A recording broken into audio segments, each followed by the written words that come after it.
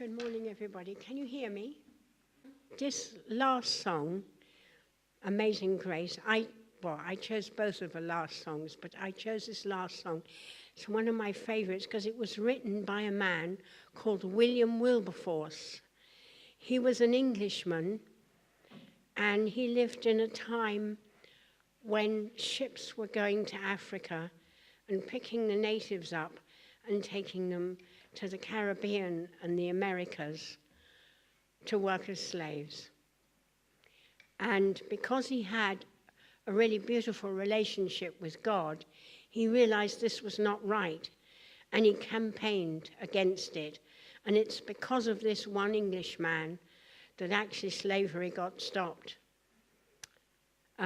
So he's actually one of my great heroes, because he went against the tide like crazy, and he got reviled and put down for that. So that's why I chose that song. My sermon today is Let Go. And this is aimed at all of you, but I guess it's aimed at people specifically of my generation. Because if you think about, I'm going to be 70 next year, and I don't mind everybody knowing that. So I do think about what happens after death sometimes. We all do, I'm sure, especially those of us who are older. And you think about where you want to go in the spirit world. Well, I'm going to tell you a little bit of my personal family history to kind of explain why you should let go. When I was very young, I was brought up in Camden Town, and I had what I thought were two parents, a mum and a dad. Although they were divorced, I still called them mum and dad. And my dad lived with my stepmother round the corner. As I grew up, I began to be aware, I suppose, of another person whom I'd always known as my godfather. And he died when I was 5 years old, this godfather, so I didn't know him very well. And when I became 17, I started dreaming about this godfather. His name was Vivian. And I dreamt that I was a very small child and I was walking towards him. And as I walked towards him, I grew to the age of 5, and he began to fade out and disappear. And I had this recurring dream over a week, a lot. And I kept telling my mother, I had this dream of my godfather, Vivian. And I was so dreaming about him.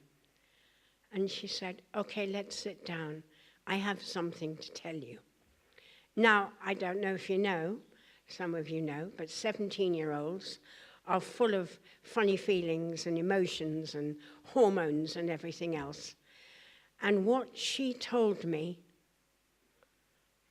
was a big shock. I almost couldn't take it. She said, actually, I have to tell you something. The man who very beautifully gave his name to your birth certificate, because I was still married to him, is not your real father. Vivian was your real father. And when you hear something like that at the age of 17, you are completely shocked, I can tell you. And she tried explaining the family history. The family history is even more weird, but I won't go into that. And I went on a strange journey because I was due to go to France. So I went to France thinking, oh, I've been sent away to France because none of them like me anymore, because I'm not Peter's daughter, I'm Vivian's daughter, and basically they're trying to get rid of me because it's a bad secret. So I went to France with this kind of feeling in my heart. And while I was there, my cousin was there, so I was able to talk to her. And obviously she relayed what I was feeling. back to the family, and I also felt this man I had loved for 17 years as my father would no longer need to love me, because now he knew that I knew he's not my real father. We don't need to have a relationship. And that made me feel even worse. It's stupid, the things you think when you're confused and upset. So I thought, I have lost the one person I count as my father. And it was almost like going through a death. When I came back from France, which I finally did, I was there for about 5 months learning French. I stepped off the aeroplane and walked through the lounge at the airport. My mother was not there to meet me. Quite surprisingly, Peter was there to meet me.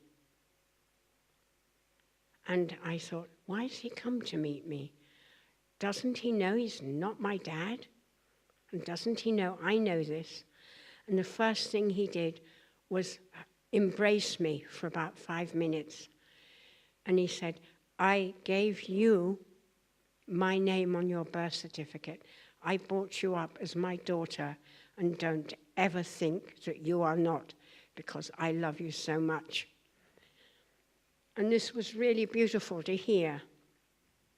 So all the years he was alive, to my children, he was Grandpa Peter, and they adored him. But then I knew there was someone else who'd actually given me his genes and had died when I was 5. And I began, I suppose, to be kind of angry that he died when I was 5.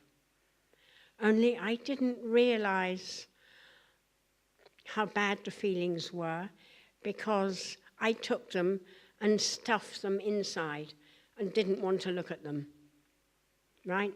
We all do that. Something bad happens in our life, we ignore it, we don't want to look at it, we'll forget it. It didn't happen, etc., etc. Then I went to America, I met the church, and then I had to deal with these feelings, because when I met the church, there was a sort of fight going on, you can say, inside me, because I had a flat in Harlesden and a mortgage, 2 cats and a nice life, and yet I met the church. Now, I knew if I joined the church that this would change my life forever. Oh, but I have a nice life. Maybe I don't want to change my life. So there was this kind of conflict. But maybe this is the truth. And I was in bed one night sleeping, and I woke up, and I know I was completely awake. There, standing at the end of my bed, was Vivian. And all he said was, it's very expensive to travel from where I am. Please listen. I'm your father, and know that I love you very much. This is the truth. You must follow it with your life. And then he just faded away and was gone. And I was like, oh my God, what was that? But I wasn't scared, just confused. And I remember shouting, oh, you've left me again, have you? So I obviously hadn't dealt with that. But I joined the church. How could I deny something like that? So I joined the church, to everybody's surprise, and I'm still here. And then we fast forward. I went to the blessing, went to America, gave birth to 4 children. You know the story. Vivian's first wife had become my godmother. Her name was Althea. I knew her well. She was the one person I could talk to about Vivian, because my mother didn't talk about him much except to say she loved him. So I learned a few things from Althea. She got old and she died. She was in a Catholic nursing home, and my mother went to the cremation ceremony that they had for her. I didn't want to go, so I didn't go. And then they were going to take Alcia's ashes and bury them at Lyme in Sussex on the top of my father's grave. And I was asked to go to that. And that was the most humongous moment for me in my life. All these feelings came up again. And I realized, I think I can't do this because he left me. I never had a relationship with my real father for so many years. And I think this had defined who I was. Kaz was about 2.5 at the time. And I remember talking to my older brother. And he said, it's okay. If you can't go, it doesn't matter. But I went. And I'm so glad I went, because we were all standing at the graveside and somebody put this little box in on top of my father. And then a few prayers were said, everybody moved away. And I was standing there holding Kaz's hand. Kaz doesn't remember this. And I remember talking to Vivian and saying, this is your grandson. And by the way, I totally forgive you. And that was such a cathartic moment. That was like, and I said it because I really did forgive him. And that completely washed all the feelings I'd had about him for so many years. They just vanished. I let them go. They went. They disappeared. And I started to realize I can have a relationship with this man. He's my biological father, but I can still love and respect the man who brought me up, because he gave me his view as a parent and his love. They were good friends, by the way, before Vivian died. So I thought, okay, I'm lucky. I've had 2 fathers. How good is that? So I came to a positive point at that time. And slowly over the months, I began to realize, actually letting go of things is very good for you. And I thought, now how do I do this? I had an experience on MFT, like everybody does, of a person who basically hated me. Well, I mean, she hated all her team. I won't say who she was. And she used to kick our sleeping bags in the morning and say, get up, scum of the earth. And I realized I need to forgive her for doing that. And I also realized in forgiving her, I latched onto the idea that this experience could teach me how not to treat people. So that was a good lesson.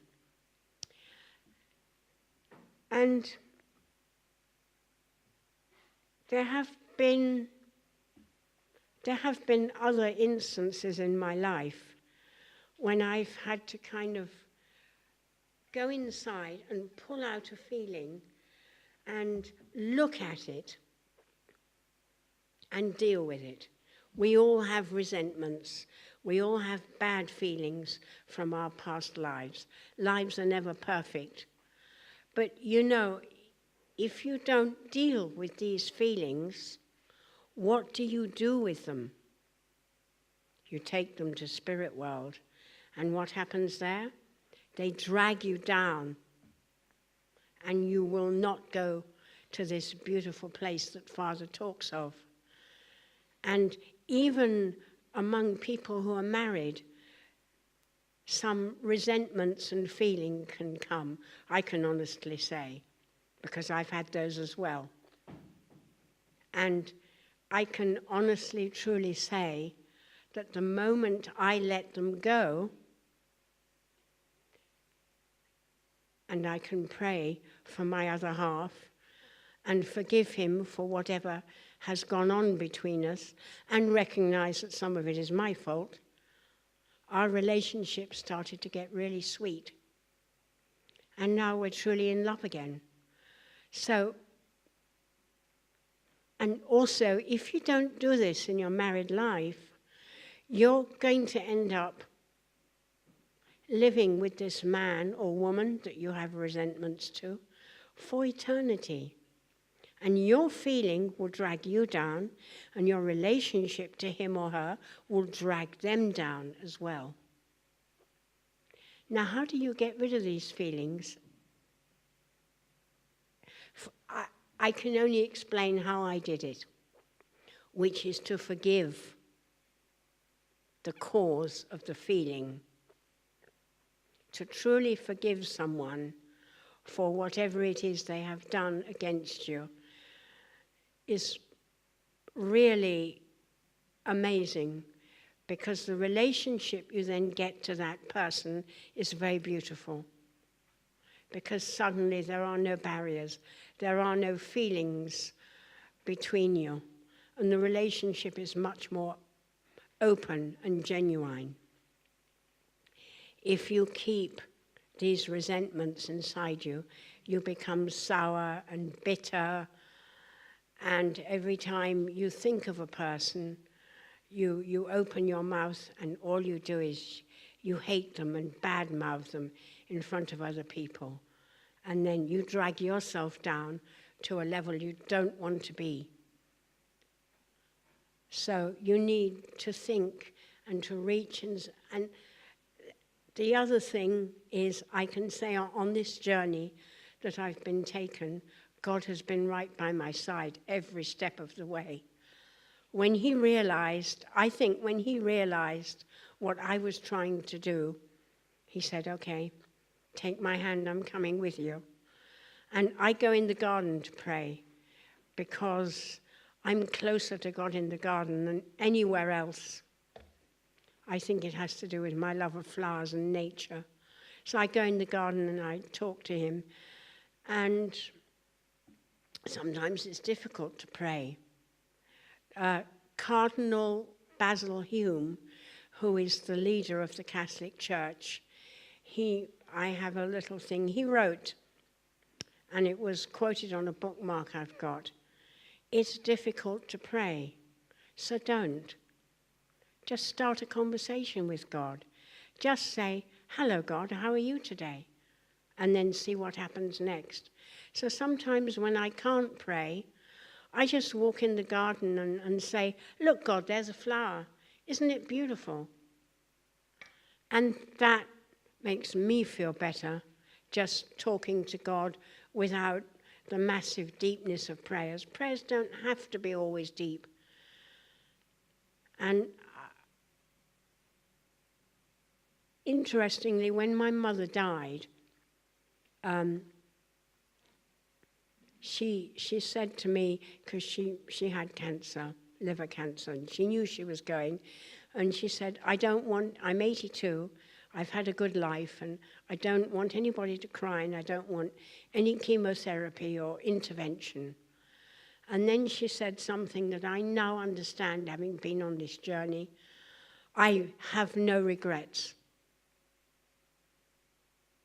And I think what she meant by that was she hadn't hurt anybody.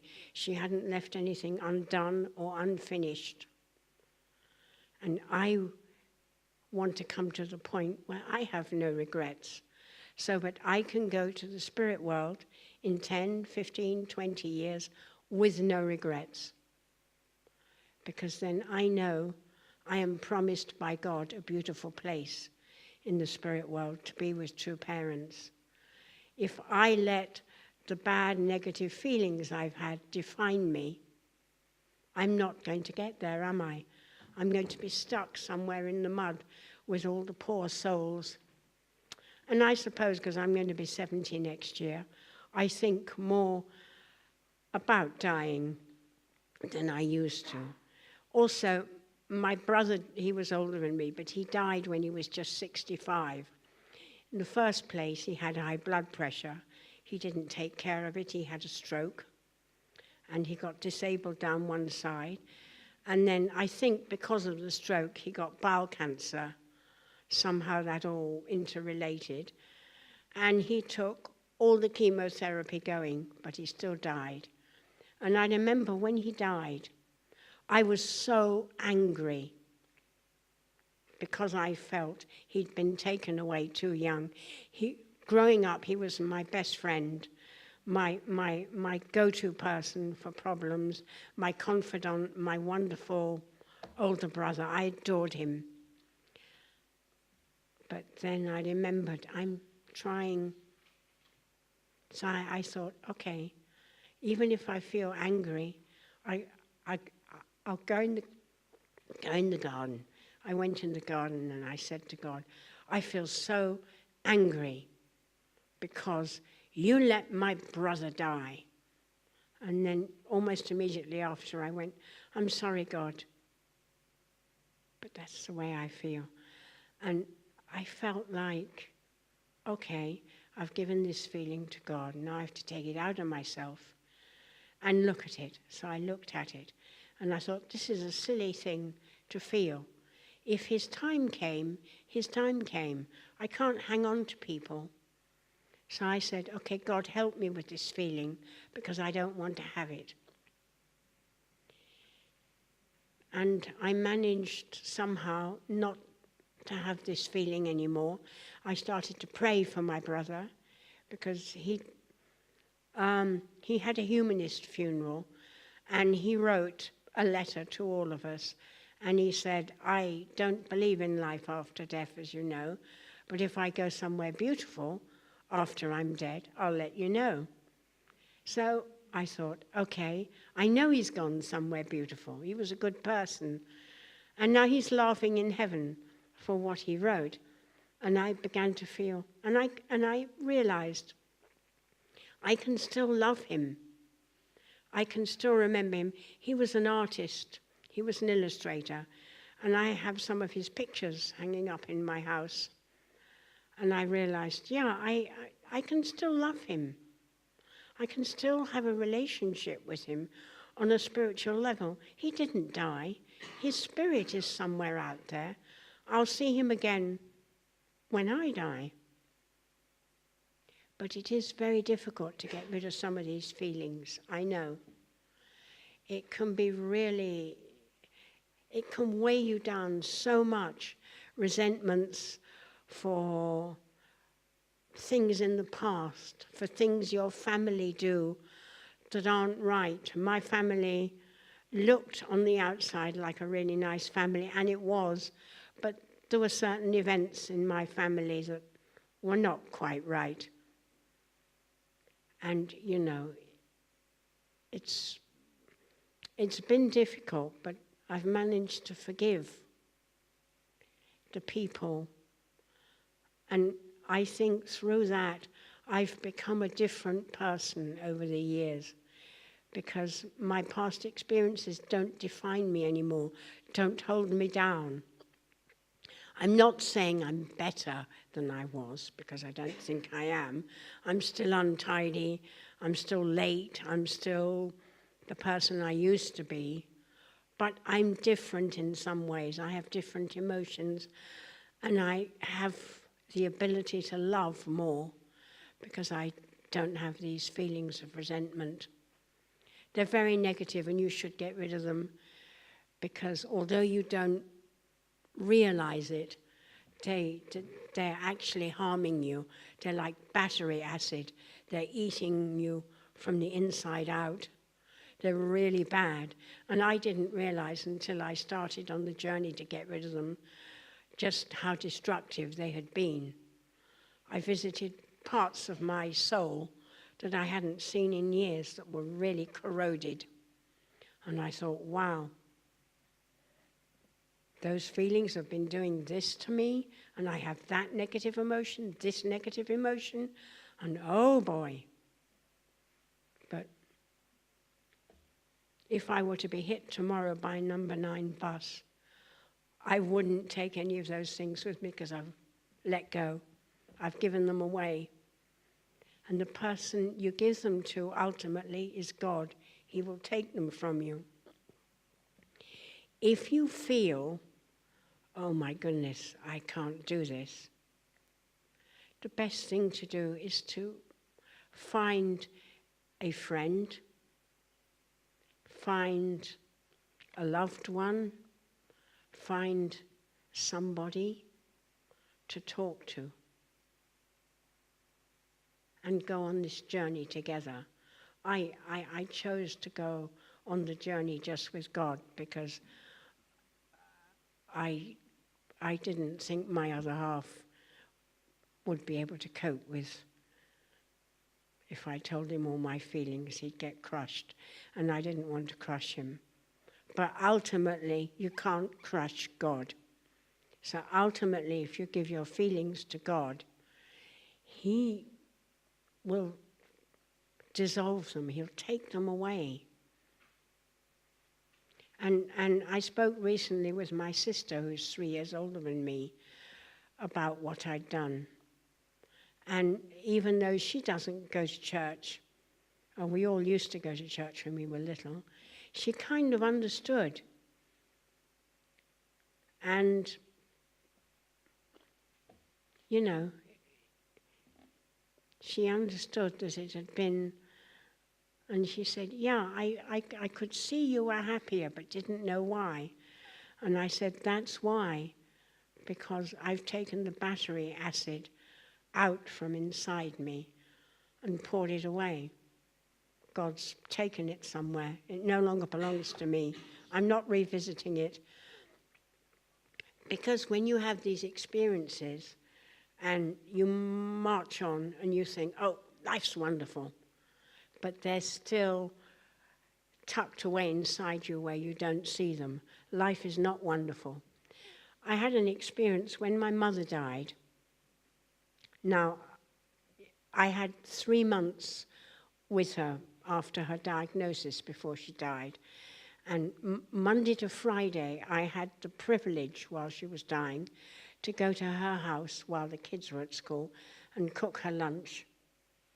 And that was very beautiful. And when she died, everybody was sad. You know, the 4 children had lost their grandmother. My husband had lost his English mother. He was visibly grieving because they had a really good relationship and he loved her so much. So I didn't grieve. I was the strong one in the family. So I wasn't going to grieve. I wasn't going to say I missed her.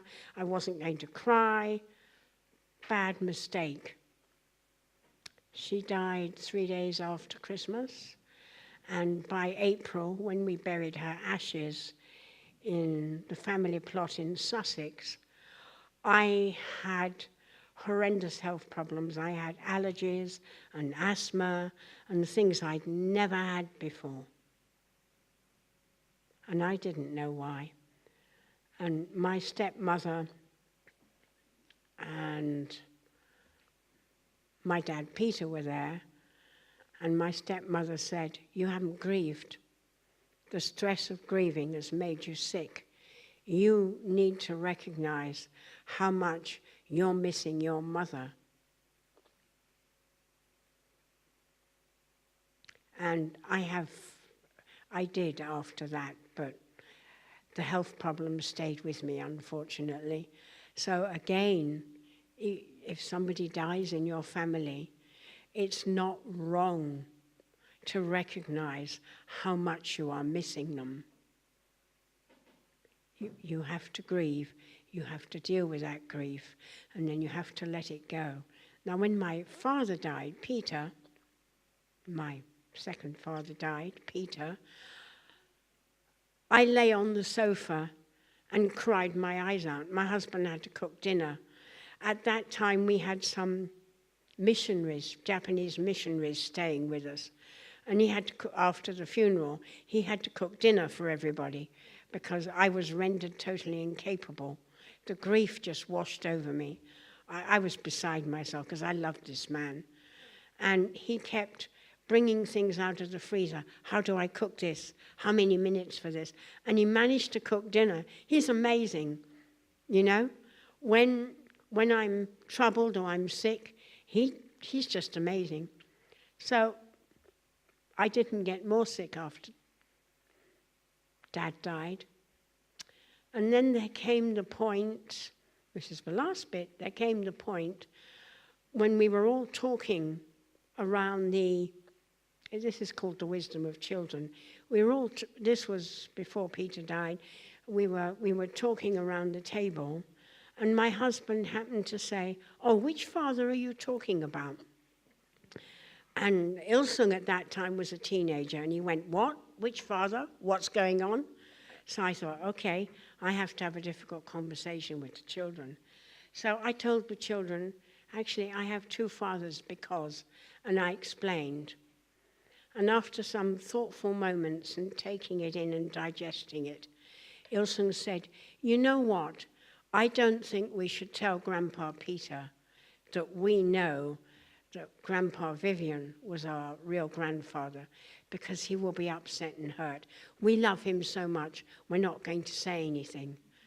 And I thought, how wise is that from a teenager? He dealt with the news better than I did in the beginning. And to this day, although they never met their first grandfather, they love him just as much as the second one, whom they adored to bits. And that kind of put everything in perspective. So have yourself a positive but perhaps painful journey and get rid of this battery acid of feelings and emotions and resentments. And you will actually find that when you've emptied yourself of all these feelings, somebody might creep in.